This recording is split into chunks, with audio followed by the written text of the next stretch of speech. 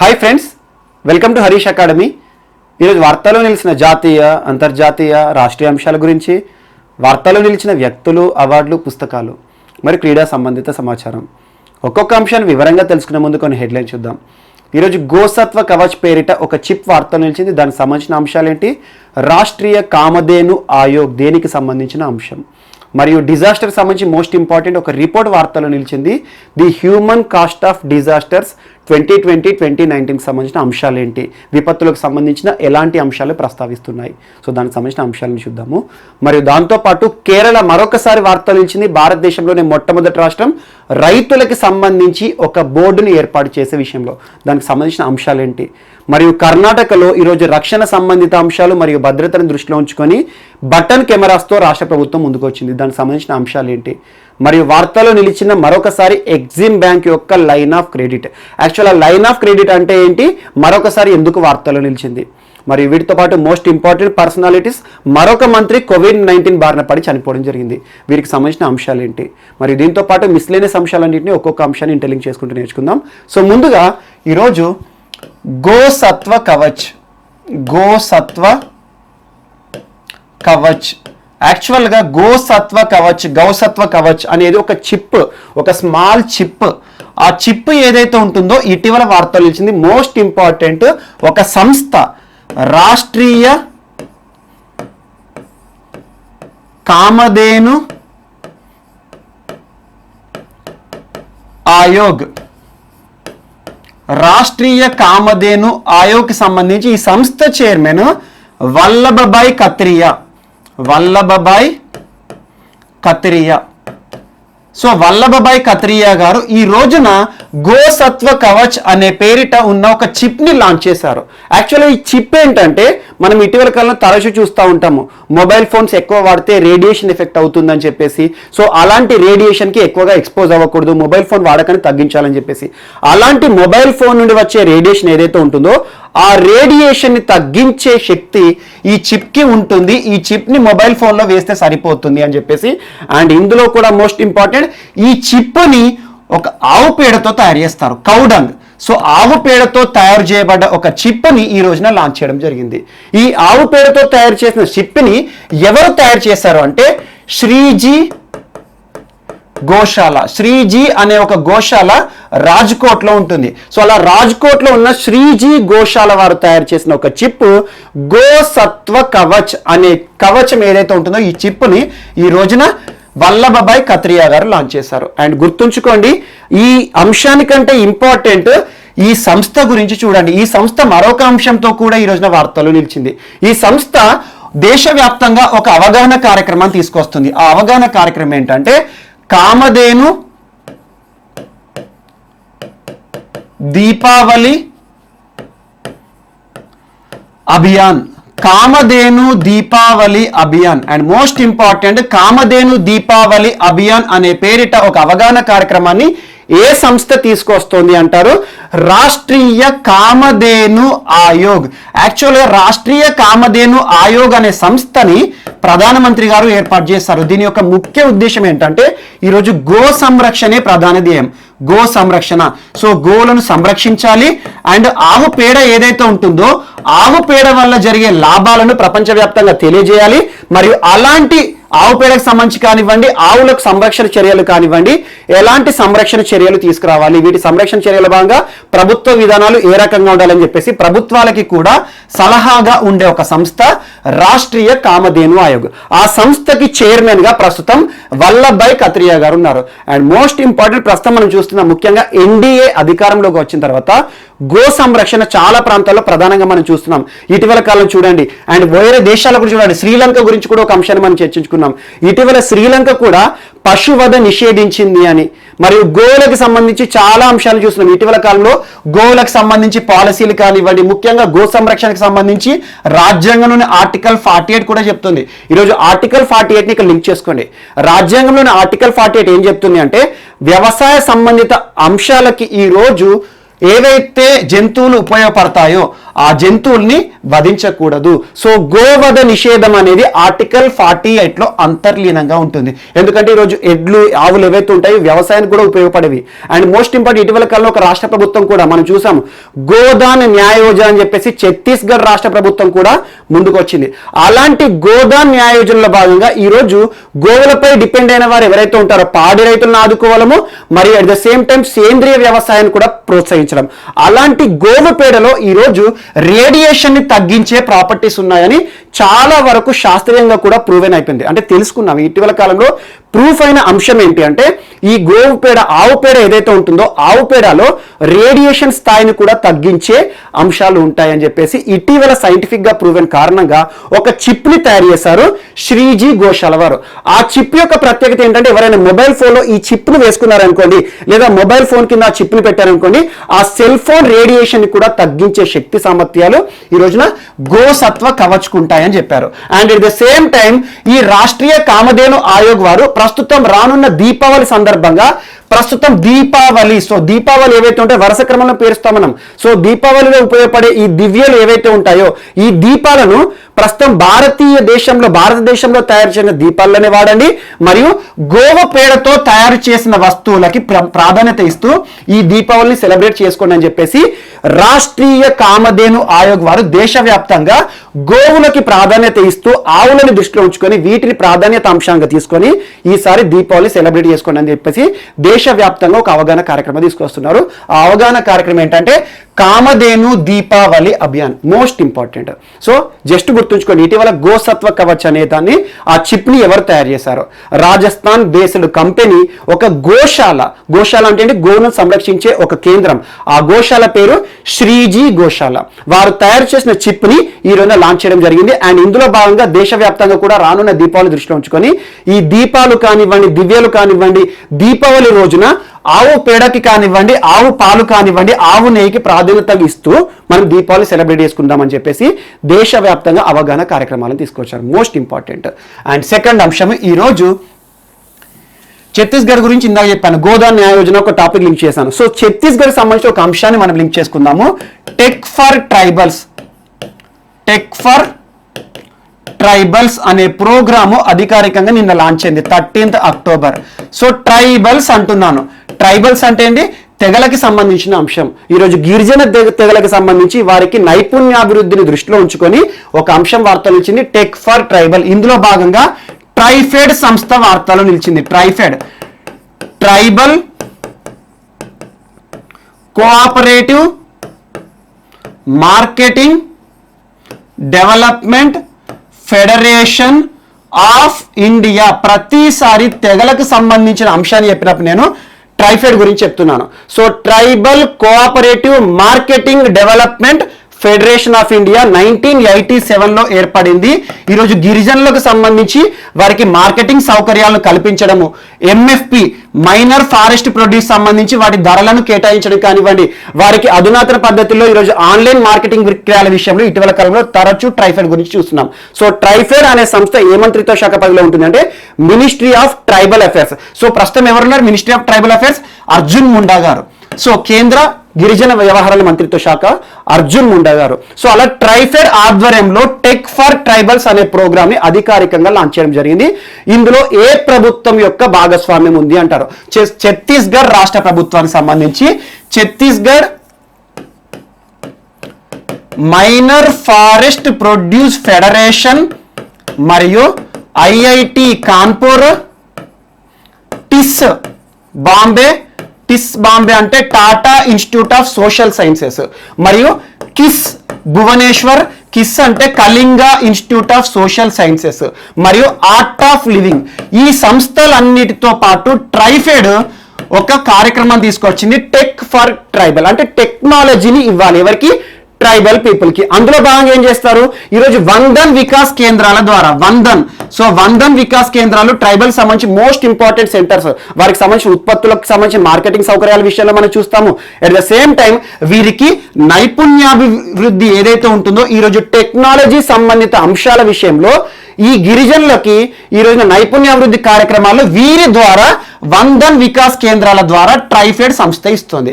So tech for tribal, గిరిజనులకి technology, ముఖ్యంగా artificial intelligence, soft skills, data science కానివ్వండి, ఈరోజు ఇంజనీర్ సంబంధిత నైపుణ్యాభివృద్ధి కార్యక్రమాలు కానివ్వండి, ఇలాంటి అన్ని అంశాలను కూడా గిరిజనులకు వందన్ వికాస్ కేంద్రాల ద్వారా సెల్ఫ్ హెల్ప్ గ్రూప్స్ ఏవైతే ఉంటాయో గిరిజన స్వయం సహాయక బృందాలు వాటి ద్వారా కల్పిస్తారు. ఈ టెక్నాలజీ ఇచ్చేవారెవరు? వీరందరూ కూడా most important Chhattisgarh MFE federation, అంటే ఛత్తీస్గఢ్ మైనర్ ఫారెస్ట్ ప్రొడ్యూసర్, మరియు IIT Kanpur most important Indian institute of technology, మరియు TISS Tata institute of social sciences Bombay, మరియు KISS Kalinga institute of social sciences Bhubaneswar, మరియు ఆర్ట్ ఆఫ్ లివింగ్ ఆధ్యాత్మిక సంస్థ, మరియు దీంతో పాటు శ్రీజీ గోశాల కూడా, ఇందాక చెప్పిన శ్రీజీ గోశాల ఉంది కదా, ఆ సంస్థ కూడా ఏకమైంది. వీరందరినీ ఏకతాటిపైకి తీసుకొచ్చి ట్రైఫెడ్ గిరిజనులకి నైపుణ్యాభివృద్ధి కార్యక్రమాలను ఇస్తోంది. ఇందులో ఏ రాష్ట్ర ప్రభుత్వం భాగస్వామ్యం ఉందంటే ఛత్తీస్గఢ్ రాష్ట్ర ప్రభుత్వం. Most important. సో ట్రైఫెడ్ ఇటీవల ట్రైబల్ ఎంటర్ప్రీనర్ డెవలప్మెంట్ స్కీమ్ లో భాగంగా ఏ సంస్థలతో ఒప్పందం చేసుకుంది, ఏ మంత్రిత్వ శాఖ పరిధిలో ఉంటుంది? ట్రైఫెడ్ అంటారు. సో 1987 లో ఏర్పడిన ట్రైఫెడ్ గిరిజన మంత్రిత్వ శాఖ పరిధిలో ఉంటుంది. సో మోస్ట్ ఇంపార్టెంట్, ఇది కూడా యాడ్ చేసుకోండి. సో ట్రైఫెడ్ కి సంబంధించి ట్రైబల్ ఎంటర్ప్రీనర్ డెవలప్మెంట్ స్కిల్స్, వారికి సంబంధించిన డిజిటల్ మార్కెటింగ్ విషయాలు కానివ్వండి, ఆన్లైన్ మార్కెటింగ్ కానివ్వండి, టెక్నాలజీ కానివ్వండి, ఇంటర్నెట్ ఆఫ్ థింగ్స్ ఏవైతే ఉంటాయో వీటన్నిటి విషయంలో గిరిజనులకి నైపుణ్యాభివృద్ధి కార్యక్రమాలను వందన్ వికాస్ కేంద్రాల ద్వారా ఈ అన్ని సంస్థలు కూడా ప్రొవైడ్ చేసే ఉద్దేశంలో ట్రైఫెడ్ ముందుకు వచ్చింది. సో ఇదొకటి tech for tribals. So tech for tribal దేని గురించి అంటే ఇదంతా చూడండి. అండ్ థర్డ్ అంశం మోస్ట్ ఇంపార్టెంట్, డిజాస్టర్ కి సంబంధించింది. డిజాస్టర్స్, ప్రస్తుతం విపత్తులు అనే పదాన్ని మనం తరచూ చూస్తున్నాం. విపత్తుల సమయంలో ఉన్నాం మనం. ప్రపంచాన్నే భయభ్రాంతులకు గురి చేస్తున్న, ప్రపంచంలో అన్ని ప్రాంతాలను పట్టిపీడిస్తున్న ఒక మహమ్మారి కరోనా విపత్తును కూడా చూస్తున్నాం. సో ఇటీవల UNO, United Nations Organisation, UN ఒక రిపోర్ట్ ని రిలీజ్ చేసింది. ఆ రిపోర్ట్ పేరు ఏంటంటే the human cost of disasters 2002-2019. The human cost of disasters 2000-2019 అనే ఒక రిపోర్ట్ ని రిలీజ్ చేసింది. మోస్ట్ ఇంపార్టెంట్, ఈ రిపోర్ట్ లో ఏ రకమైన విపత్తుల ద్వారా ఎంతమంది ఈరోజు ప్రాణాలను కోల్పోతున్నారు, ఎంత ఆస్తి నష్టం జరుగుతుందని చెప్పేసి యుఎన్ఓ రిలీజ్ చేసిన, యుఎన్ఓ రీసెర్చర్స్ ఈరోజు చాలా వరకు రీసెర్చ్ చేసి ఒక రిపోర్ట్ ని తీసుకొచ్చారు. The human cost of disasters 2000-2019. ఈ రిపోర్ట్ కోసము గడిచిన 20 సంవత్సరాలు, దాదాపు 19 సంవత్సరాల రిపోర్ట్ కూడా చూశారు.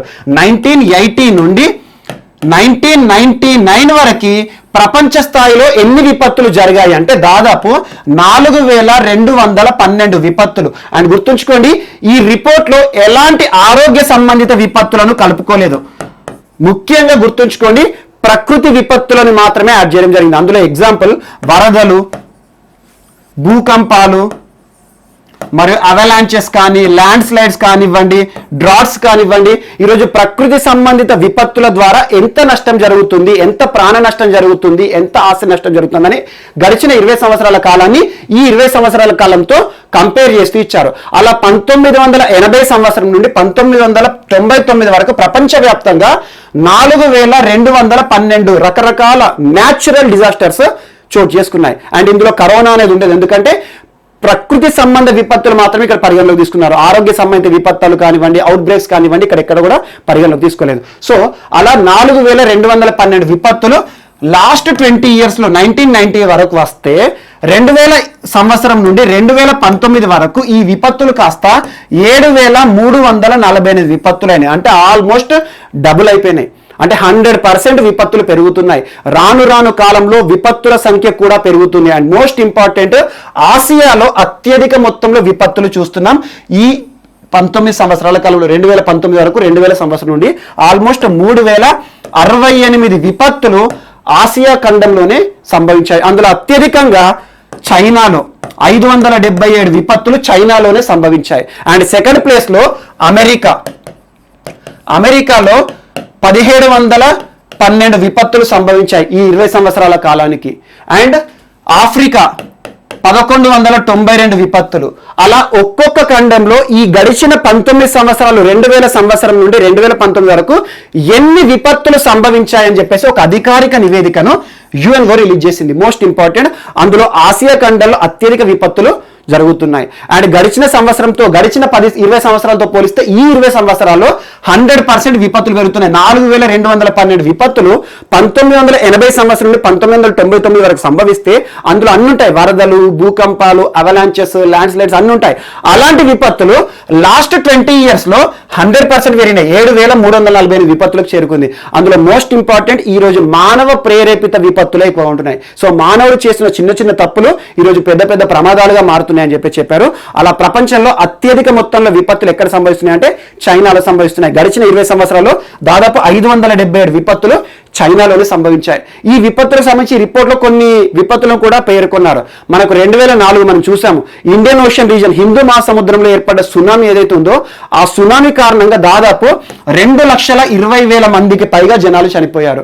మరియు 2010 హైతీ భూకంపం చూసాం. హైతీ భూకంపంలో కూడా అతి పెద్ద ప్రమాదంగా విపత్తుగా ఉంది. అలా లక్షల మంది ఈరోజు విపత్తుల బారిన పడి చనిపోతున్నారు. అలాంటి విపత్తుల పైన ప్రపంచవ్యాప్తంగా కూడా అవగాహన తీసుకురావాలి. ఈరోజు మానవ ప్రేరేపిత విపత్తులను తగ్గించాలి.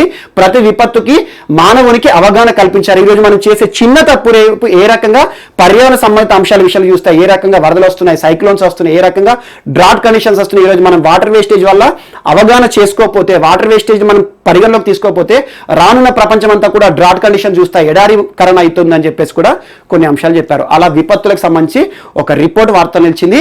The human cost of disasters 2000 సంవత్సరం నుండి 2019 ఈ 20 సంవత్సరాలకు కాను గడిచిన 20 సంవత్సరాలను కంపేర్ చేస్తూ వచ్చారు. అలా పెరుగుతున్నాయా విపత్తులు తగ్గుతున్నాయా అంటారు. సో పెరుగుతున్నాయి. అత్యధిక మొత్తంలో విపత్తులు ఏ ఖండంలో సంభవిస్తున్నాయి అంటే ఆసియా ఖండం, అంటే ఇండియా సంబంధించి ఆసియా ఖండం ఏదైతే ఉంటుందో ఆసియా ఖండంలో దాదాపు 3068 విపత్తులు, వరదలు కానీ, భూకంపాలు కానీ, అవలాంచెస్ కానీ, ల్యాండ్ స్లైడ్స్ కానీ, డ్రాట్స్ కానీ ఇవన్నీ కూడా ఈ రోజున ఆసియాలో అత్యధిక మొత్తంలో ప్రపంచంలో ఏర్పడుతున్న ఖండంగా వార్తలోకి వచ్చింది. సో ఈ రకంగా అండ్ గుర్తుంచుకోండి, దీనికి ఒక పాయింట్ యాడ్ చేసుకోండి.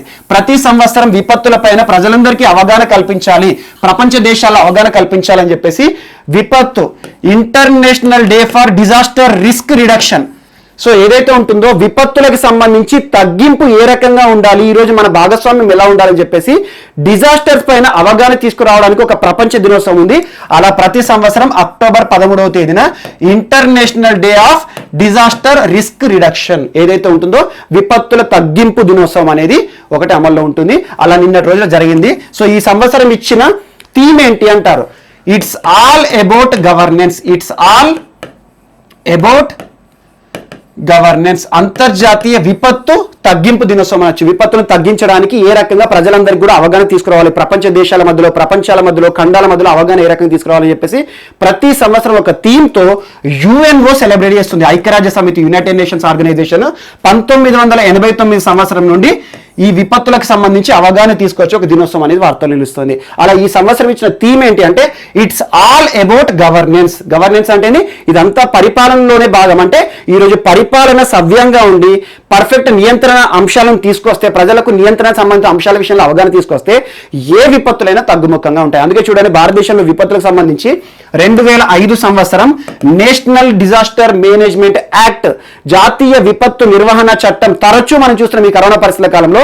అందులో సెక్షన్ 52 నుండి సెక్షన్ 60 ఖచ్చితంగా చూడండి కరోనాకు సంబంధించి ఉల్లంఘనలు కానివ్వండి, నేరాలు కానివ్వండి, దానికి సంబంధించిన డీల్ చేస్తాయి. సో అలా జాతీయ విపత్తు నిర్వహణ చట్టాన్ని భారత ప్రభుత్వం తీసుకొచ్చింది 2005లో.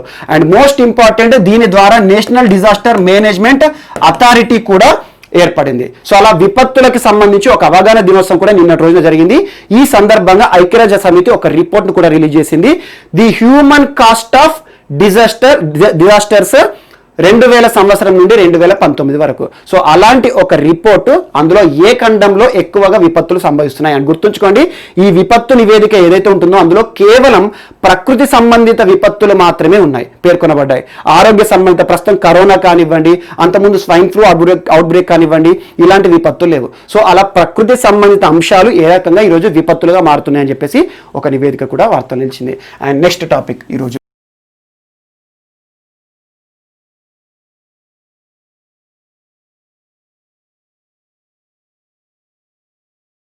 సో ఈరోజు మన నెక్స్ట్ టాపిక్ వచ్చేసి కేరళ రాష్ట్రానికి సంబంధించిన అంశం. Kerala and most important, Kerala గురించి తరచూ మనం ఏదో ఒక అంశాన్ని చర్చించుకుంటాం, ముఖ్యంగా విద్యా వ్యవస్థకి సంబంధించి.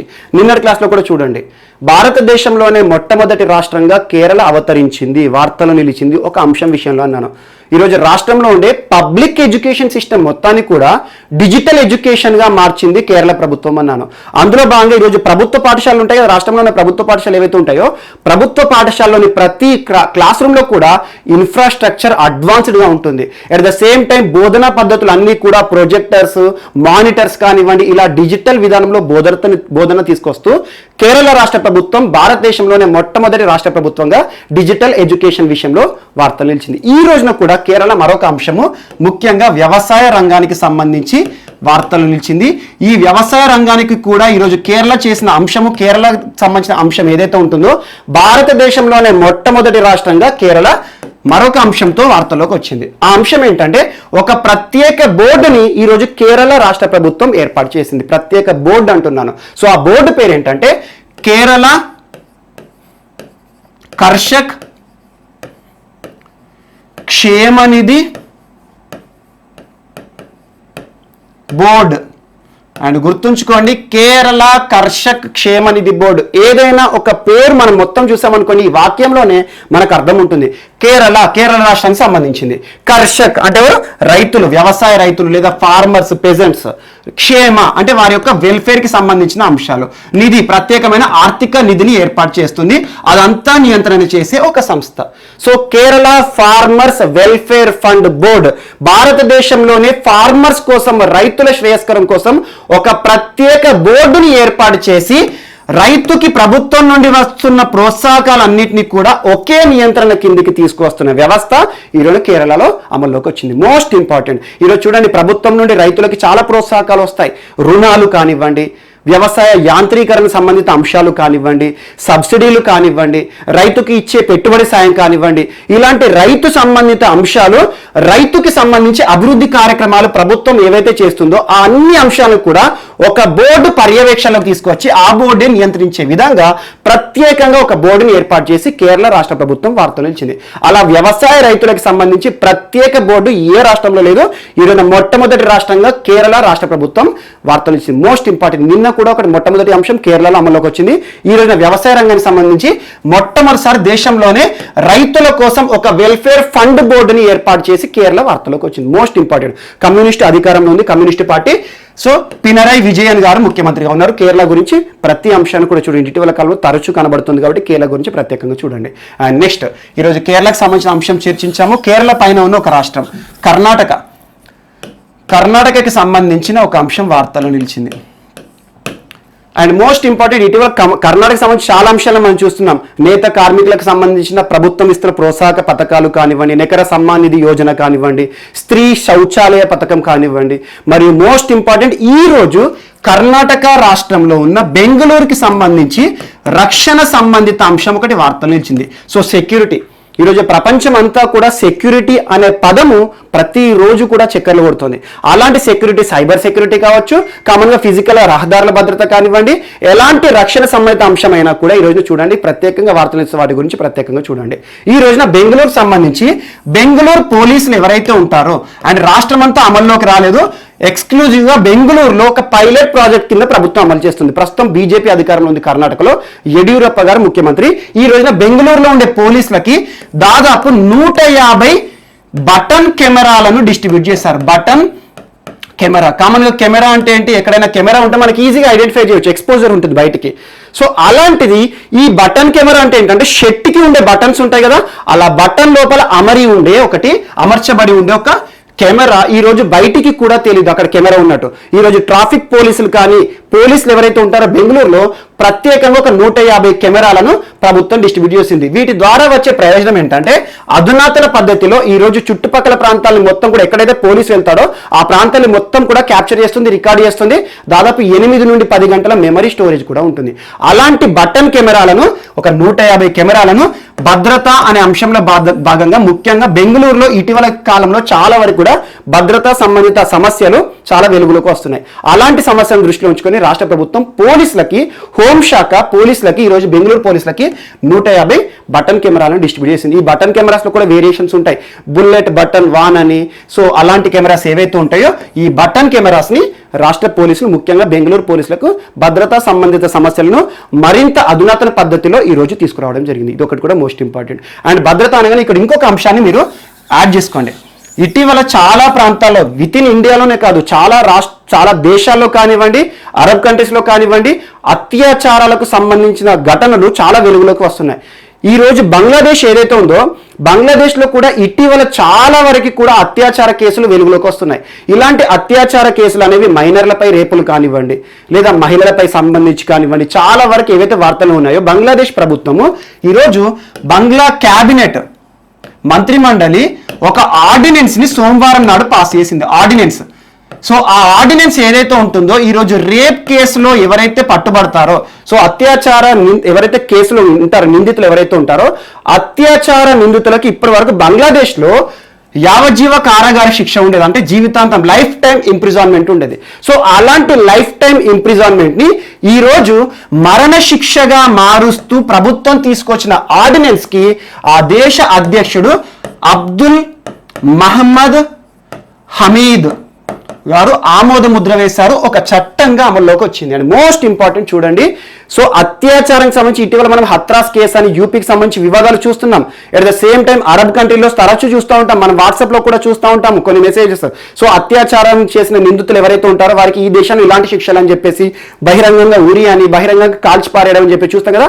అలాంటిది అత్యాచారం విషయంలో ఎవరైతే నిందితులు ఉంటారో, ఈరోజు ఆ రేప్ కేసులో పట్టుబడిన వారి కోసము ఇప్పటి వరకు యావజ్జీవ కారాగార శిక్ష ఉండే అంశము ఈ రోజున మరణ శిక్షగా మారుస్తూ బంగ్లా క్యాబినెట్ తీసుకొచ్చిన ఆ ఆర్డినెన్స్ ఏదైతే ఉంటుందో, లేదా బిల్లు ఏదైతే ఉంటుందో, ఆ బిల్లుని దేశ అధ్యక్షుడు అబ్దుల్ మహమ్మద్ హమీద్ గారు ఆమోదించి చట్టంగా అమలు తీసుకొచ్చారు. ఇది కూడా భద్రత సంబంధిత అంశాలకు ఈ రోజున యాడ్ చేసుకోండి. సో బంగ్లాదేశ్కి సంబంధించిన అంశం ఇది.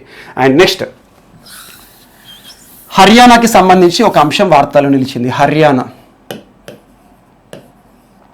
అండ్ మోస్ట్ ఇంపార్టెంట్, హర్యానా ప్రభుత్వం, హర్యానా రాష్ట్ర ముఖ్యమంత్రి నిన్నటి రోజున మనోహర్ లాల్ ఖట్టర్ గారు, ప్రస్తుతం హర్యానా రాష్ట్ర ముఖ్యమంత్రి మనోహర్ లాల్ ఖట్టర్ గారు రాష్ట్రంలో సంక్షేమాన్ని దృష్టిలో ఉంచుకొని, సంక్షేమం ముఖ్యంగా చూడండి, sanitisation and water related issues. ఈరోజు చాలా వరకు కూడా డిసీజెస్కి వాటరే కారణం అవుతుంది. ఫుడ్ కొంచెం అటు ఇటుగా ఉన్న పెద్ద ప్రాబ్లం లేదు, కానీ వాటర్ అనేది, పొల్యూటెడ్ వాటర్ని కనుక మనం సేవించాము, తాగామనుకోండి, ఖచ్చితంగా ఆరోగ్య సంబంధిత సమస్యలు వస్తాయి. అలాంటి వాటర్కి సంబంధించి mobile water testing labs and most important ఇలాంటి ఒక అంశం. ఈరోజు చూడండి, వాటర్ టెస్టింగ్, నీటి పరీక్షా కేంద్రాలు ఉంటాయి అక్కడక్కడ, డిస్ట్రిక్ట్ హెడ్ క్వార్టర్స్లో అక్కడక్కడ ఉంటాయి. ఏదైనా శాంపుల్స్ ఉన్నాయనుకోండి, మనకి ఏదైనా ఒక ప్రాంతం మొత్తం కూడా అందరూ అస్వస్థతకు గురవుతున్నారు అనుకోండి, వ్యాధుల బారి పడుతున్నారు అనుకోండి, ఆ ఏరియాలో ఉండే వాటర్ డిపార్ట్మెంట్ అధికారులు వచ్చేసి ఆ వాటర్ శాంపుల్స్లో టెస్ట్ చేస్తారు. సో ఈ రోజున రాష్ట్రంలో చాలా ప్రాంతాల్లో ఈరోజు వాటర్ బార్న్ డిసీజెస్ వస్తున్నాయి. వాటర్ బార్న్ డిసీజ్ అంటే వ్యాధులకి కారణం వాటరే అవుతున్నాయి. అలా వాటర్, పొల్యూటెడ్ వాటర్ కానివ్వండి, లేదా ఫ్లోరైడ్ నిల్వలు ఎక్కువగా ఉండడం కానివ్వండి, ఆర్సెనిక్ కలిసిన వాటర్ కానివ్వండి, లేదంటే మనకు క్యాటయాన్స్ కానివ్వండి, ఆల్కలైనిటీ ఎక్కువగా ఉన్న వాటర్ కానివ్వండి, అలాంటి నీటి సంబంధిత అంశాలను పరీక్ష చేయడానికి మొబైల్ టెస్టింగ్ వ్యాన్ ఎక్కడ పడితే అక్కడ కొన్ని ప్రాంతాలకు వస్తుంది. ఎక్కడైతే ప్రజలు అనుమానం చూపిస్తారో ఈ ప్రాంతాల్లో వాటర్ అనేది మాకు సరిగా రావట్లేదు, ట్యాప్ వాటర్ పర్ఫెక్ట్గా లేవని చెప్పారు అనుకోండి, ఆ వాటర్ శాంపుల్ తీసేసుకొని అక్కడే టెస్ట్ చేసి వారికి రిపోర్ట్ ఇస్తారు. సో అలాంటిది సంచార పరీక్షా కేంద్రం నీటికి సంబంధించి హర్యానా రాష్ట్ర ప్రభుత్వం తీసుకొచ్చింది. సో నిన్న దీన్ని అధికారికంగా కూడా రాష్ట్రంలో లాంచ్ చేయడం జరిగింది. అండ్ మోస్ట్ ఇంపార్టెంట్, ప్రస్తుత పరిస్థితులు ఇది చాలా వరకు ఇంపార్టెంటే. అలా వాటర్ సంబంధించి అసలే కేంద్ర ప్రభుత్వం ఇటీవల కాలం మనం చూస్తున్నాం, 2024 సంవత్సరానికల్లా జల్ జీవన్ మిషన్లో భాగంగా ప్రతి ఇంటికి, దేశంలో ఉండే ప్రతి వ్యక్తికి కూడా రైట్ టు వాటర్ అనే అంశాన్ని దృష్టిలో ఉంచుకొని ప్రతి ఒక్కరికి త్రాగునీరు, సురక్షిత త్రాగునీటిని అమల్లోకి తీసుకురావాలని చెప్పేసి కేంద్ర ప్రభుత్వం కూడా భావిస్తోంది. అందులో భాగంగా నిన్న క్లాస్లో కూడా మనం చూసాం, గోవా ఈరోజు 100% వాటర్ని ఇస్తుంది, అన్ని వాటర్ కనెక్షన్స్ పూర్తయ్యే తాగునీటి సరఫరా చేస్తోంది, హర్ ఘర్ జల్ అని చెప్పేసి. సో నీటికి సంబంధించిన అంశాలు కూడా తరచూ వార్తలు నిలుస్తున్నాయి, ఒక్కసారి చూడండి. అలా నీటి పరీక్ష కూడా ఇష్టం. ఈరోజు ఇచ్చే వాటర్ ఏదైతే ఉంటుందో సురక్షితమైన త్రాగునీటి సరఫరా చేయాలి, ఇస్తున్నాం అని చెప్పేసి ఏది పడుతుంది డిస్ట్రిబ్యూట్ చేయకూడదు. సో అలా సురక్షిత సురక్షితంగా ఉన్నాయా లేవా అని చెప్పేసి టెస్ట్ చేయడానికి పరీక్షా కేంద్రం ఏదైతే ఉంటుందో మొబైల్ టెస్టింగ్ వ్యాన్ ఎక్కడ పడితే అక్కడ సంచారం చేసుకుంటూ అనుమానం వచ్చిన ప్రాంతాల్లో వాటర్ని టెస్ట్ చేయడం. అందులో fluoride levels, arsenic levels, alkalinity levels కానివ్వండి, అలాంటి అంశాలను టెస్ట్ చేసి ప్రజలకి సురక్షితమైన త్రాగునీరు అని చెప్పేసి సర్టిఫికేషన్ కూడా ఇస్తారు. సో అలాంటి ఒక అంశం మనకి హర్యానాలో వార్తలు వచ్చింది. నిన్న ప్రారంభించారు హర్యానా రాష్ట్ర ముఖ్యమంత్రి మనోహర్ లాల్ ఖట్టర్ గారు. బీజేపీ అధికారంలో ఉంది హర్యానా రాష్ట్రంలో. అండ్ నెక్స్ట్ వాటర్కి సంబంధించిన అంశము ఒక్కసారి సెప్టెంబర్ 28వ తేదీ వీడియో చూడండి. నేను ఒక అంశాన్ని చెప్పాను.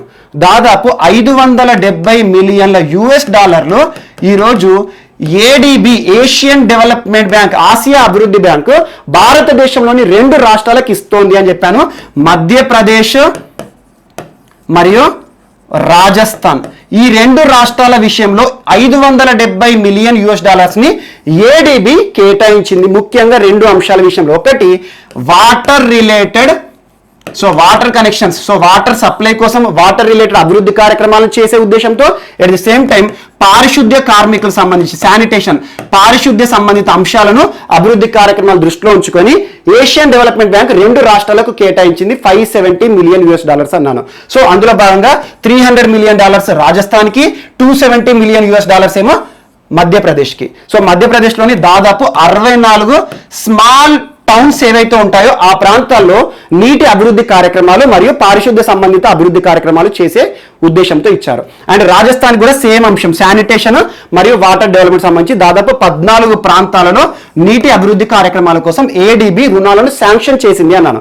ఆ శాంక్షన్ చేసిన రుణాలు ఏవైతే ఉన్నాయో సెప్టెంబర్ 28వ తేదీన చెప్పాను. ఇదంతా కూడా ఈ రోజున ఏడీబీ విడుదల చేసింది ఈ 2 రాష్ట్రాల విషయంలో. సో మోస్ట్ ఇంపార్టెంట్, దానికి కంటిన్యూషన్ గా రాసేసుకోండి. సో ఈరోజు ఏడీబీ రుణాలు ఏ 2 రాష్ట్రాలకు నీటి సంబంధిత అంశాల అభివృద్ధి కార్యక్రమాలకు మరియు పారిశుద్ధ్య సంబంధిత అభివృద్ధి కార్యక్రమాలకు ఏ 2 రాష్ట్రాలకు ఇచ్చింది అంటారు. Asian development bank, most important, Asia సంబంధిత దేశాల్లో అభివృద్ధి కార్యక్రమాల కోసము ఏషియన్ డెవలప్మెంట్ బ్యాంక్ ఫిలిప్పీన్స్ మాండలియాంగ్ కేంద్రంగా పనిచేస్తుంది. సో ఇదొకటి కూడా ఇంపార్టెంట్. సో దానికి ఏదైతే సెప్టెంబర్ 28 ఉందో దానికి ఎక్స్ట్రా పాయింట్ యాడ్ చేసుకోండి. ఆ నిధులు మొత్తాన్ని కూడా రిలీజ్ చేసింది ఈ రోజున అభివృద్ధి కార్యక్రమాలు నీటి సంబంధిత అంశాలను. సో హర్యానా నీటి సంబంధిత అంశం చేసాం కదా, ఈ రోజున ఈ 2 రాష్ట్రాలకు కూడా నీటి సంబంధిత అంశం ఒకటి వార్తలు నిలిచింది.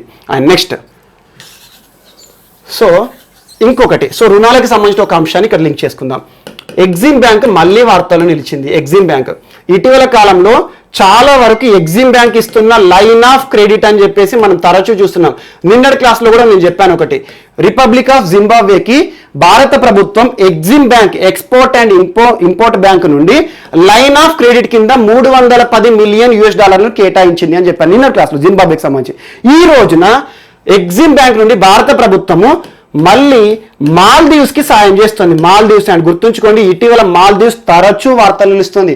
భారత్ కి మాల్దీవ్స్ సంబంధించి చాలా అంశాలు వార్తలు నిలుస్తున్నాయి. కరోనా పరిస్థితుల కాలంలో ఆపరేషన్ సంజీవని కానివ్వండి, ఎట్ ది సేమ్ టైం ఆ దేశంలో నిర్మిస్తున్న పోర్టు నిర్మాణాలు కానివ్వండి, హాస్పిటల్స్ నిర్మాణాలు కానివ్వండి, మరియు మెడిసిన్ సంబంధిత అంశాలు హైడ్రాక్సిక్లోరోక్విన్ సరఫరా చేయడం కానివ్వండి, ఆర్థికపరమైన అంశాల విషయంలో మాల్దీవ్స్ కి కూడా ఈ రోజున EXIM bank line of credit కింద $400 మిలియన్ US$ పంపిణీ చేసింది, ఆర్థిక సాయం చేసింది. అండ్ ఇక్కడ ఒక చిన్న అంశం నిన్నటి కూడా చెప్పాను, లైన్ ఆఫ్ క్రెడిట్ అంటే ఏంటంటే ఇది ఎట్టి పరిస్థితుల్లోనూ ఒక గ్రాంట్ కాదు, వారికి మనం ఇస్తున్న ఆర్థిక సాయం కాదు, మళ్ళీ ఖచ్చితంగా ఈ దేశాలు మనకి మళ్ళీ లోన్ తీర్చాలి. ఇది ఒక రుణం అన్నట్టు, ఒక లోన్, కానీ ఒక సాఫ్ట్ లోన్, కాకపోతే లోనే కానీ సాఫ్ట్ లోన్. ఇది not at all grant. Grant అంటే వారికి ఇచ్చేసినట్టు ఇక వాళ్ళే ఉంచుకోవాలి, మళ్ళీ తిరిగి పే చేయరు. సో ఇవి ఒక సాఫ్ట్ లోన్స్, మళ్ళీ సులభతర రుణాలు. అండ్ ఇందులో స్పెషాలిటీ ఏంటంటే లైన్ ఆఫ్ క్రెడిట్ కింద ఏ దేశానికి అయితే ఎగ్జిమ్ బ్యాంక్ నుండి భారత్ సాయం చేస్తుందో ఆ లోన్ని అత్యంత తక్కువ ఇంట్రెస్ట్ రేట్ ఉంటుంది. ఇంట్రెస్ట్ ఇది మనం బ్యాంకులో నుండి తీసుకున్నప్పుడు కూడా ఏ బ్యాంకులో తక్కువ ఇంట్రెస్ట్ రేట్ వస్తుందో చూస్తాం. అలా తక్కువ ఇంట్రెస్ట్ రేట్ వచ్చింది అనుకోండి, ఆ బ్యాంక్ని మనం ప్రిఫర్ చేస్తాం. సో అలా డెవలపింగ్ కంట్రీస్ ఏవైతే ఉంటాయో, అభివృద్ధి చెందుతున్న దేశాల్లో భారత్ నుండి ఎగ్జిమ్ బ్యాంక్ తరపున సులభతర రుణాలు ఇస్తాం, లోన్స్ ఇస్తాం.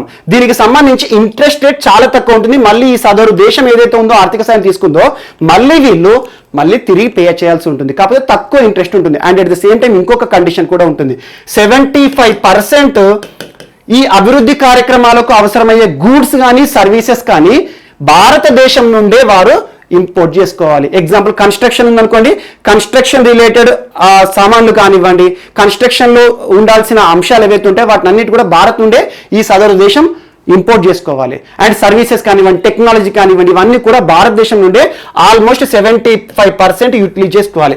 అలా లైన్ ఆఫ్ క్రెడిట్ అంటే ఒక సులభతర రుణాలు, తక్కువ వడ్డీలో ఇచ్చే రుణాలు. అలా మాల్దీవ్స్కి కూడా ఈరోజు భారత ప్రభుత్వం $400 మిలియన్ ఆర్థిక సాయాన్ని చేసింది, రుణాలు ఇవ్వడం జరిగింది. ఇందులో భాగంగా ప్రస్తుతం అడ్డు డెవలప్మెంట్ ప్రాజెక్టు డెవలప్ అవుతుంది, Addu development project. And at the same time international cricket stadium నిర్మాణంలో భాగంగా మరియు at the same time Hanimaadhoo international airport నిర్మాణానికి సంబంధించి ఆర్థిక నిధులను సరఫరా చేస్తుంది. At the same time Gulhifalhu port, అలా మాల్దీవ్స్లో అభివృద్ధి కార్యక్రమాల కోసం ఈ రోజున భారత ప్రభుత్వం నుండి ఎగ్జిమ్ బ్యాంక్ నుండి $400 మిలియన్ సరఫరా లేదా సాయం చేయడం జరిగింది. ఇదొకటి కూడా ఈరోజున వార్తలు నిలిచింది. సో లైన్ ఆఫ్ క్రెడిట్ అంటే గుర్తుంచుకోండి, ఇది గ్రాంట్ అనేది not at all A grant, కాకపోతే ఒక సులభతర రుణం. మళ్ళీ వాళ్ళు ఎవరైతే తీసుకున్నారో మళ్ళీ వాళ్ళు తిరిగి చెల్లించాలి, కాకపోతే వడ్డీ రేట్ అనేది చాలా తక్కువగా ఉంటుంది. మరియు వారు ఏదైతే అభివృద్ధి కార్యక్రమాల కోసం తీసుకుంటారో ఆ అభివృద్ధి కార్యక్రమాల్లో దిగుమతులు ఈ దేశం, మన భారతదేశం నుండి ఆల్మోస్ట్ 75% చేసుకోవాలి. ఆటోమేటిక్గా ఏంది, మనకు నిరుద్యోగం కానివ్వండి, ఇక్కడ నుండి మన టెక్నాలజీ కానివ్వండి, ఎక్స్పోర్ట్ కానీ పెరుగుతాయి. సో ఇలాంటి అంశాల్లో లైన్ ఆఫ్ క్రెడిట్ అనే పదాన్ని వాడతాం. సో ఎకనామీలో మోస్ట్ ఇంపార్టెంట్, నిన్న కూడా మీకు చెప్పాను, ఒకసారి చూడండి అని చెప్పేసి. అండ్ నెక్స్ట్ ఈరోజు ఇంకొక అంశం, ఏఐసిటిఈ మరియు మైక్రోసాఫ్ట్ మధ్యలో కుదిరిన ఒక ఒప్పందం. ఏఐసిటిఈ మరియు Microsoft most important, all India council for technical education. ఇటీవల కాలంలో ఈ సంస్థ గురించి ఎప్పుడు చర్చించానంటే, జమ్మూ కాశ్మీర్ పండితులు ఎవరైతే ఉంటారో వారికి విద్యా సంస్థల్లో ప్రత్యేక రాయితీలను ఇస్తూ ఉత్తర్వులు జారీ చేసిందని జస్ట్ 3 days బ్యాక్ చెప్పాను. ఈ రోజున అదే ఏఐసిటిఈ మరొక అంశం విషయంలో మైక్రోసాఫ్ట్ సంస్థ ఈరోజు సాఫ్ట్వేర్ దిగ్గజంతో ఒక ఒప్పందం చేసుకుంది, ఎంఓయూ జరిగింది. ఆ ఎంఓయూ యొక్క సారాంశం ఏంటంటే, దేశంలో ఉన్న యువత ఎవరైతే ఉంటారో ఈరోజు యువత, ఆ యువతకి కావాల్సిన సాఫ్ట్వేర్ స్కిల్స్, ముఖ్యంగా ప్రస్తుతం ప్రపంచాన్ని నడిపిస్తున్న ఆర్టిఫిషియల్ ఇంటెలిజెన్స్ మరియు internet of things and data science, అలాంటి టెక్నాలజీ సంబంధిత అంశాల్లో నైపుణ్యాన్ని భారతదేశంలోని యువతకి కల్పించడం మైక్రోసాఫ్ట్ కల్పించాలి. అలా ఏఐసిటిఈ మరియు మైక్రోసాఫ్ట్ యొక్క ఉద్దేశం ఏంటంటే, ఒక ఒప్పందం ద్వారా భారతదేశంలోని యువతకు ఈరోజు కృత్రిమ మీద, డాటా సైన్స్ మరియు ఇంటర్నెట్ ఆఫ్ థింగ్స్ విషయాల్లో నైపుణ్యాభివృద్ధి కార్యక్రమాలు ఇవ్వాలి. ఈ నైపుణ్యాభివృద్ధి కార్యక్రమాలు ఎక్కడ ఇస్తారు అంటే, ఈరోజు ఏఐసిటికి సంబంధించి ఒక పోర్టల్ ఉంటుంది, enhancement in skills with learning improvement అనే పోర్టల్ ద్వారా ఈ స్కిల్స్ అన్నింటినీ కూడా భారతదేశంలో ఉండే యువతకి కల్పించాలని చెప్పేసి ఏఐసిటిఈ మైక్రోసాఫ్ట్ మధ్యలో ఒక ఒప్పందం కుదిరింది. మోస్ట్ ఇంపార్టెంట్, ఇటీవల ఏ 2 సంస్థల మధ్యలో ఒప్పందం కుదిరింది, ఏఐసిటిఈ మరియు మైక్రోసాఫ్ట్. వీరి యొక్క సారాంశం ఏంటి, ఈ ఉద్దేశం యొక్క సారాంశం ఏంటంటే, మనకి ఇంటర్నెట్ సంబంధిత అంశాలు కానివ్వండి, ఆర్టిఫిషియల్ ఇంటెలిజెన్స్ కానివ్వండి, డాటా సైన్స్, ఈరోజు టెక్నాలజీ సంబంధిత అంశాల విషయాల్లో భారతదేశంలోని యువతకి దాదాపు 500 కోర్సులకు సంబంధించిన అంశాల విషయంలో ఈరోజు భారతదేశంలోని యువతకి వీరు నైపుణ్యాభివృద్ధి కార్యక్రమాలు, ట్రైనింగ్ స్కిల్స్ అనేవి ఇవ్వాలి. ఇదొకటి కూడా మోస్ట్ ఇంపార్టెంట్. అండ్ నెక్స్ట్, ఈరోజు ఇంటర్నెట్ అనేది ప్రతిసారి చూస్తున్నాం మనం, ప్రతిసారి ఒప్పందాలు కానివ్వండి, నైపుణ్యాభివృద్ధి కార్యక్రమాలను చూస్తున్నాం. అలాంటి ఒక అంశము ఈరోజు హ్యూస్ అనే సంస్థ వార్తలు ఇచ్చింది. హ్యూస్ అనే సంస్థ ఏదైతే ఉంటుందో, హ్యూస్ ఇండియా కార్పొరేట్ లిమిటెడ్ భారతదేశంలోని 5,000 గ్రామ పంచాయతీలకి internet high speed satellite connection లేదా హై స్పీడ్ ఇంటర్నెట్ కనెక్షన్ ని ఏర్పాటు చేయాలని చెప్పేసి భారత్ బ్రాడ్బ్యాండ్ నిగమ్ లిమిటెడ్ వీరికి పర్మిషన్స్ ఇచ్చింది. భారత్ బ్రాడ్బ్యాండ్ నిగమ్ లిమిటెడ్ అంటే ఏంటంటే, ఈరోజు భారతదేశంలో ఇంటర్నెట్ సంబంధిత అంశాలను నియంత్రణ చేసే సంస్థ. మనకు బిఎస్ఎన్ఎల్ ఉంటుంది కదా, భారత్ సంచార్ నిగమ్ లిమిటెడ్, అదేంటి టెలిఫోన్ సంబంధిత అంశాలు. భారత్ బ్రాడ్బ్యాండ్ నిగమ్ లిమిటెడ్ ఏంటంటే ఇంటర్నెట్ సంబంధించి భారతదేశంలో ఎలాంటి కనెక్షన్స్ ఇవ్వాలి, ఏ ప్రాంతాలకు ఇంటర్నెట్ సౌకర్యం కల్పించాలని చెప్పేసి నియంత్రణ చేసే సంస్థ. ఈరోజు BBNL సంస్థ hues corporate limited, hues India corporate limited అనే ఒక ప్రైవేట్ సంస్థకి అప్రూవల్ ఇచ్చింది. ఈ అప్రూవల్ యొక్క సారాంశం ఏంటంటే, ఈరోజు భారతదేశంలోని దాదాపు 15 రాష్ట్రాలు లేదా యూటీస్ ఏవైతే ఉంటాయో సరిహద్దు ప్రాంతాలు, ముఖ్యంగా మారుమూరు ప్రాంతాల్లో ఉండే గ్రామాల్లో కూడా ఈరోజు 5,000 గ్రామ పంచాయతీల లిస్టు వీళ్ళకిచ్చారు. ఆ 5,000 గ్రామ పంచాయతీల్లో వీరు హై స్పీడ్ శాటిలైట్ కనెక్షన్ లేదా ఇంటర్నెట్ కనెక్షన్ ని ప్రొవైడ్ చేయాలి, బ్రాడ్బ్యాండ్ ఇంటర్నెట్ కనెక్షన్. సో దీనికోసం వీరు శాటిలైట్ కోసము ఇస్రోతో కూడా ఒప్పందం చేసుకున్నారు. ఆ ఇస్రోకి ఉన్న ఇప్పుడు ప్రస్తుతం కమ్యూనికేషన్ శాటిలైట్స్ ఉన్నాయి కొన్ని, GSAT-19, జీసాట్ 11, ఈ జీసాట్ 19, జీసాట్ 11 శాటిలైట్స్ ద్వారా ఈరోజు ఇంటర్నెట్ కనెక్షన్ మరియు వీటికి కావాల్సిన కమ్యూనికేషన్ సంబంధిత అంశాల విషయంలో హ్యూస్ సంస్థ BBNL నుండి అనుమతులను పొందడం జరిగింది. సో అలా ఇంటర్నెట్ కనెక్షన్ విషయంలో ఇటీవల వార్తలు ఇచ్చింది. 5,000 గ్రామ పంచాయతీలకు దేశవ్యాప్తంగా ఉన్న మారుమూల ప్రాంతాలు, అడవి ప్రాంతాలు కానివ్వండి, సరిహద్దు ప్రాంతాలు ఏవైతే ఉంటాయో వాటిలో కూడా హై స్పీడ్ ఇంటర్నెట్ కావాలని చెప్పేసి ఆ ఇంటర్నెట్ కల్పించే సౌకర్యాన్ని ఏ సంస్థకు కేటాయించింది? BBNL అంటారు. So హ్యూగ్స్ corporate limited, HUGES India corporate limited అనే సంస్థకి ఇవ్వడం జరిగింది. ఇది ఒకటి కూడా ఈరోజున వార్తలు నిలిచింది. అండ్ నెక్స్ట్, సో ఈరోజు మన నెక్స్ట్ టాపిక్ వచ్చేసి వార్తల్లో వ్యక్తులు. అండ్ ఇటీవల మనం చాలా మంది ప్రముఖులు మరియు మంత్రుల మరణం గురించి చూస్తున్నాం. నిన్నటి క్లాస్లో కూడా చూడండి, వినోద్ కుమార్ సింగ్ గారు ప్రస్తుతం బీహార్ రాష్ట్రంలో ఒక మంత్రి ఇటీవల COVID-19 బారిన పడి చనిపోవడం జరిగింది అని చెప్పాను. సో అలాంటి ఒక అంశం ఈ రోజున నాగాలాండ్ రాష్ట్రానికి సంబంధించి ఒక ప్రముఖ వ్యక్తి వార్తల్లో నిలిచాడు. ప్రస్తుతం నాగాలాండ్లో ఒక మంత్రి అంటున్నాను. సో తన పేరు CM చాంగ్షన్ మాంకోసుంకుమ్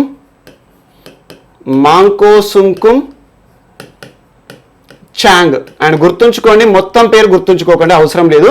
CM చాంగ్ ఈ యొక్క పేరు గుర్తుంచుకోండి. సో తన యొక్క పూర్తి పేరు చాంగ్షన్ మాంకోసుంకుమ్ చాంగ్. సో ప్రస్తుతం నాగాలాండ్లో పర్యావరణ మంత్రిగాను మరియు న్యాయశాఖ మంత్రిగాను విధులు నిర్వర్తిస్తున్నాడు ఒక సీనియర్ రాజకీయ నాయకుడు. అండ్ అన్నిటికంటే మోస్ట్ ఇంపార్టెంట్, ఒక మాజీ IAS ఆఫీసర్ కూడా. IAS గా పదవి విరమణ పొందిన తర్వాత తను రిటైర్మెంట్ తర్వాత రాజకీయాల్లోకి వచ్చాడు. లోక్సభ ఎంపీగా కూడా ఒకసారి గెలుపొందాడు నాగాలాండ్ రాష్ట్రం నుండి. అండ్ ఆ తర్వాత రాష్ట్ర రాజకీయాల్లో ఒక క్రియాశీలక వ్యక్తిగా ఎదిగాడు. ప్రస్తుతం నాగాలాండ్ రాష్ట్రంలో మంత్రిగా కూడా ఉన్నాడు. పర్యావరణ మంత్రిగాను మరియు న్యాయశాఖ మంత్రిగా తన యొక్క విధులను నిర్వర్తిస్తున్నాడు. ప్రస్తుతం నాగాలాండ్లో అధికార పార్టీ NDPPకి సంబంధించి సీనియర్ మోస్ట్ నాయకుడు. NDPP national democratic progressive party, Neiphiu Rio ప్రభుత్వం అధికారంలో ఉంది. అధికార పార్టీకి సంబంధించిన ఒక సీనియర్ నాయకుడు COVID-19 బారిన పడి ఈ రోజున చనిపోవడం జరిగింది. సో అలా COVID-19 బారిన పడి చనిపోయిన వ్యక్తుల్లో ఒక మంత్రి, మరొక మంత్రి మళ్ళీ చేరాడు. అండ్ గుర్తుంచుకోండి, ఇటీవల ప్రముఖులు ఎవరైతే ఉన్నారో COVID-19తో చనిపోయిన వారో వారందరి గురించి ఒకసారి చూడండి. ఖచ్చితంగా ఏదైనా ఒక బిట్ అడుగుతారు. సో ఈ రోజు తన గురించి చూస్తాం, CM చాంగ్ గురించి. నిన్న వినోద్ కుమార్ సింగ్, అంతకుముందు రైల్వే శాఖ సహాయ మంత్రి, కేంద్ర రైల్వే శాఖ సహాయ మంత్రి సురేష్ అంగడి గారు, యూపీకి సంబంధించి కమలా వరుణ్ గారు మరియు చేతన్ చౌహాన్ గారు, మాజీ రాష్ట్రపతి మన ప్రణబ్ ముఖర్జీ గారు. సో చాలా మంది ప్రముఖుల మరణాలను చూస్తున్నాం. ఈ రోజు ఒక ప్రముఖుడు, సీనియర్ నాయకుడు, సీనియర్ రాజకీయ నాయకుడు అండ్ మాజీ IAS ఆఫీసర్ CM చాంగ్ నాగాలాండ్ రాష్ట్రానికి సంబంధించిన వ్యక్తి చనిపోవడం జరిగింది COVID-19 బారిన పడి. సో ఇది కూడా యాడ్ చేసుకోండి. అండ్ నాగాలాండ్ సంబంధించి ఇటీవల మనం చాలా అంశాలు చూసాం. జస్ట్ ఈ 1 month 2 months లోనే ఇటీవల కేంద్ర ప్రభుత్వం నాగాలాండ్ రాష్ట్రాన్ని కల్లోలిత ప్రాంతంగా గుర్తించడం. అండ్ సెకండ్ అంశము, నాగాలాండ్ రాష్ట్ర ప్రభుత్వం రాష్ట్రంలో కుక్క మాంసంపై నిషేధించడం. మరియు at the same time greater నాగోలింగ్ సంబంధించి ఇటీవల చోటు చేసుకున్న వివాదాలు. అలా నేఫియోరియో ప్రభుత్వానికి సంబంధించి ఇటీవల ఎలాంటి అంశాలనే వాటి గురించి ఒకసారి మనం చర్చించుకునే ఒకసారి చూడండి. సో అలాంటి నాగాలాండ్ సంబంధించి ఈ రోజున వార్తలు నిలిచిన వ్యక్తి CM చాంగ్ గారు. అండ్ నెక్స్ట్ ఈరోజు ఇంకొక అంశం, తెలంగాణకి సంబంధించి ఒక అంశము వార్తలు నిలిచిన వ్యక్తి గూండా మల్లేష్. అండ్ గుర్తుంచుకోండి, రాజకీయ నాయకుడు, సీనియర్ రాజకీయ నాయకుడు అనే కంటే కూడా ఒక సాధారణ జీవితాన్ని గడిపిన సామాన్యుల కోసం పోరాడిన ఒక వ్యక్తి అనుకోవచ్చు. CPI పార్టీ సీనియర్ రాజకీయ నాయకుడు. ఎలా జీవితాన్ని ప్రారంభించాడంటే ఒక డ్రైవర్ గాను మరియు ఒక క్లీనర్ గాను జీవితాన్ని సాధారణ జీవితంతో ప్రారంభించాడు. ఒక లారీ క్లీనర్ గాను, డ్రైవర్ గాను. ఆ తర్వాత సింగరేణిలో కార్మికుడిగా పనిచేశాడు. ఆ తర్వాత ప్రజా సమస్యలపై పోరాటం చేసి కమ్యూనిస్ట్ పార్టీ ఆఫ్ ఇండియాలో చేరాడు. CPI పార్టీ నుండి 1983, 1985, 1994 ఈ 3 సంవత్సరాలలో కూడా ఆసిఫాబాద్ నియోజకవర్గం నుండి ఎమ్మెల్యేగా కూడా గెలుపొందాడు. అండ్ మోస్ట్ ఇంపార్టెంట్, 2009లో CPI పార్టీ నుండి బెల్లంపల్లి నియోజకవర్గం నుండి ఎమ్మెల్యేగా గెలుపొంది అసెంబ్లీలో CPI పార్టీ శాసనసభ పక్ష నేతగా కూడా తన బాధ్యతలు నిర్వర్తించాడు. సామాన్య జీవితాలపై అలుపెరుగని పోరాటం చేసిన ఒక యోధుడు ఈరోజు ఒక సామాన్య వ్యక్తి మరణించడం జరిగింది, గూండా మల్లేష్ గారు. సో ఉమ్మడి ఆదిలాబాద్ జిల్లాకి సంబంధించి బెల్లంపల్లికి సంబంధించి తనకంటూ ప్రత్యేక గుర్తింపు తెచ్చుకున్నాడు. రాష్ట్ర వ్యాప్తంగా సామాన్యుల జీవితాలపై ఒక అలుపెరుగని పోరాటం చేశారు. వారికి కావాల్సిన హక్కుల గురించి ఈరోజు గూండా మల్లేష్ గారు చనిపోవడం జరిగింది. మోస్ట్ ఇంపార్టెంట్ సీనియర్ రాజకీయ నాయకుడు. So goonda Mallesh. And next ఈరోజు ప్రధాని చేతుల మీదుగా ఆవిష్కరించబడిన 2 అంశాలు. ఒకటి విజయరాజే సింధియా గారికి సంబంధించింది, విజయరాజే సింధియా. అండ్ సెకండ్ అంశం వచ్చేసి ఒక వార్తలో నిలిచిన పుస్తకం కూడా. సో ప్రధాని నరేంద్ర మోడీ గారు ఇటీవల ఒక 100 రూపీస్ కాయిన్ని ఆవిష్కరించారు. 100 రూపీస్ కాయిన్ అంటున్నాను. అండ్ గుర్తుంచుకోండి, చాలా వరకు ఎగ్జామ్లో అడుగుతారు, కాయిన్స్ కానీ ఈరోజు నోట్లు ఏవైతే ఉంటాయో వీటిని ముద్రించడాన్ని ఇంగ్లీష్లో ప్రింటింగ్ అనకూడదు, ప్రింటింగ్ అనకండి, మింటింగ్ అనాలి. నోట్ల ముద్రణ కానీ కాయిన్స్ని కానివ్వండి మింటింగ్ అనాలి. మింటింగ్ అంటే ముద్రించడమే కానీ ప్రింట్ అనకూడదు. So minting of 100 rupees coins on the memory of Vijayaraje Scindia అని చెప్పేసి వార్తలు నిలిచింది. So memory of Vijayaraje Scindia అంటే ఎవరంటే యాక్చువల్గా విజయరాజే సింధియా మధ్యప్రదేశ్ రాష్ట్రానికి సంబంధించి గ్వాలియర్లో తనకంటూ గుర్తింపు తెచ్చుకున్న ఒక ప్రముఖ మహిళ. 1919 అక్టోబర్ 12న మధ్యప్రదేశ్లో జన్మించారు. So and most important, BJP party ఏదైతే ప్రస్తుతం కేంద్రంలో అధికారంలో ఉందో ఎన్డీఏ కూటమి, బీజేపీ పార్టీ వ్యవస్థాపక సభ్యుల్లో ఒక వ్యక్తి కూడా. సో ఒక వ్యక్తి ఈరోజు బీజేపీలో కీలక వ్యక్తి విజయరాజే సింధియా గారి జ్ఞాపకార్థము భారత ప్రధాని నరేంద్ర మోడీ గారు భారతదేశంలో కరెన్సీ మింటింగ్ ఉంటుంది కదా, ఈరోజు ఈ కాయిన్స్ ఏవైతే ఉంటాయో 100 రూపాయల నాణెం పైన తన జ్ఞాపకార్థం తన ఇమేజ్తో రిలీజ్ చేయడం జరుగుతుంది. అలా మినిస్ట్రీ ఆఫ్ ఫైనాన్స్ వారి నుండి వచ్చే 100 రూపీస్ మింటింగ్ ఏవైతే ఉంటాయో ఈరోజు కాయిన్స్, వాటిపైన తన ఇమేజ్ని కూడా మనం చూడబోతున్నాం. అండ్ ఇటీవల కాలంలో ఇండియన్ పోస్టల్ డిపార్ట్మెంట్కి సంబంధించి కాయిన్స్ గురించి, సో ఇటీవల మినియేచర్కి సంబంధించి చాలా అంశాలు చర్చించాను, అందులో ఈ అంశాన్ని కూడా చర్చించుకోండి. సో ఈ విజయరాజే సింధియాకి ఒక బిరుదు కూడా ఉంది, రాజమాత. రాజమాత విజయరాజే సింధియా అంటారు. సో రాజమాతే విజయరాజే సింధియా ఎవరైతే మనకి గ్వాలియర్ ప్రాంతానికి సంబంధించి ప్రజా సమస్యలపై అలుపెరుగని పోరాటం చేశారు, ఒక సీనియర్ రాజకీయ నాయకురాలు కూడా, అండ్ బీజేపీ వ్యవస్థాపక సభ్యుల్లో ఒక కీలక వ్యక్తి కూడా. సో తన జ్ఞాపకార్థం విజయరాజే సింధియా జ్ఞాపకార్థము ఈరోజు 100 రూపీస్ కాయిన్ ఒకటి లాంచ్ చేయడం జరిగింది వర్చువల్గా భారత ప్రధాని నరేంద్ర మోడీ గారి చేతుల మీదుగా. సో ఈ యొక్క అంశాన్ని కూడా గుర్తుంచుకోండి. అండ్ నెక్స్ట్ దే వచ్వా కరణి, దే వచ్వా కరణి అనే ఒక పుస్తకం వార్తలో నిలిచింది. దే వచ్వా కరణి అనే పుస్తకాన్ని ఇటీవల ఎవరు లాంచ్ చేశారు అంటారు? భారత ప్రధాని నరేంద్ర మోడీ గారు వర్చువల్గా ఆవిష్కరించిన ఒక పుస్తకం. ఇది ఎవరి ఆటోబయోగ్రఫీ అంటారు. సో ఆటోబయోగ్రఫీ అంటే ఎవరు రాసుకున్నారు? స్వయంగా మన ఆత్మకథ మనం రాసుకుంటాం కదా. So autobiography of VK Patil, Baba Saheb VK Patil. So Baba Saheb VK Patil చాలా సీనియర్ మోస్ట్ రాజకీయ నాయకుడు, ఒక సామాజిక కార్యకర్త. తన యొక్క ఆటోబయోగ్రఫీ మీద ఈరోజు ఒక పుస్తకం వార్తలు ఇచ్చింది, దే వచ్వా కరణి. ఆ పుస్తకాన్ని భారత ప్రధాని నరేంద్ర మోడీ గారు ఈరోజు వర్చువల్గా ప్రారంభించడం జరిగింది. సో భారత ప్రధాని లాంచ్ చేశారు కాబట్టి, ఆవిష్కరించారు కాబట్టి పుస్తకం గురించి ఒకసారి చూడండి. ఇటీవల వార్తలు ఇచ్చిన దే వచ్వా కరణి ఎవరికి సంబంధించింది అంటే బాబా సాహెబ్ వికే పాటిల్. సో అతని పేరు ఏక్నాథ్ విఠల్ రావు, అసలు యాక్చువల్ పేరు వికే పాటిల్ గా ప్రసిద్ధి చెందారు, బాబా సాహెబ్ వికే పాటిల్. తన యొక్క ఆత్మకథ ఏదైతే ఉంటుందో ఆ పుస్తకాన్ని లాంచ్ చేయడం జరిగింది. ఇది ఒకటి కూడా ఈరోజు ఇంపార్టెంట్. అండ్ నెక్స్ట్ ఈరోజు sport related last information sports సంబంధించింది. సో క్రీడలకు సంబంధించి ఆల్ ఇండియా ఫుట్బాల్ ఫెడరేషన్ ఒక కొత్త మోటోతో ముందుకొచ్చింది. మోటో ఇటీవల మోటో అంటే మీకు ఏంటో చెప్పాను. మనం ఇటీవల కాలంలో ఇండియన్ ఎయిర్ ఫోర్స్ డే రోజు చెప్పాను, touch the sky with the glory అనేది ఇండియన్ ఎయిర్ ఫోర్స్ వారి యొక్క మోటో అని చెప్పాను. సో అలాంటి మోటో అంటే ఒక డిపార్ట్మెంట్ కానీ ఒక వ్యవస్థకు కానీ ఒక మోటో అంటే వారి యొక్క నినాదం అన్నట్టు, ఒక ట్యాగ్ లైన్ అన్నట్టు. ఈరోజు ఆల్ ఇండియా ఫుట్బాల్ ఫెడరేషన్ భారతదేశంలో ఫుట్బాల్ విషయంలో నియంత్రణ చేసే సంస్థ. క్రికెట్లో బీసీసీఐ ఎలా ఉంటుందో ఇండియాకి సంబంధించి ఫుట్బాల్ విషయంలో ఆల్ ఇండియా ఫుట్బాల్ ఫెడరేషన్ అలాంటిదే. దీని గురించి కూడా మనం చాలాసార్లు ఇటీవల కాలం చూసాము. సో ఫుట్బాల్ ఫెడరేషన్ సంబంధించి ఒక మోటో తీసుకొచ్చారు. ఆ మోటో ఏంటంటే Indian football forward together. So all India football federation యొక్క మోటో ఏంటి అంటారు, ఖచ్చితంగా అడుగుతారు ఆర్ఆర్బి లాంటి ఎగ్జామ్స్ లో. ఆ మోటో ఏంటంటే ఇండియన్ ఫుట్బాల్ ఫార్వర్డ్ టుగెదర్, అంటే కలిసి పయనిద్దాం భారత ఫుట్బాల్ విషయంలో అని చెప్పేసి ఒక మోటో కూడా వార్తలు నిలిచింది. సో ఇదొకటి కూడా క్రీడా సంబంధిత అంశాలు. సో ఫ్రెండ్స్, ఇవి మనకి ఈరోజు వార్తలు నిలిచిన అంశాలు. మిస్లేనియస్ అంశాలు ఏమైనా మిగిలిపోయి ఉంటే మాత్రం రేపటి క్లాస్లో యాడ్ చేసుకొని నేర్చుకుందాం. రేపు కలుద్దాం. Thank you.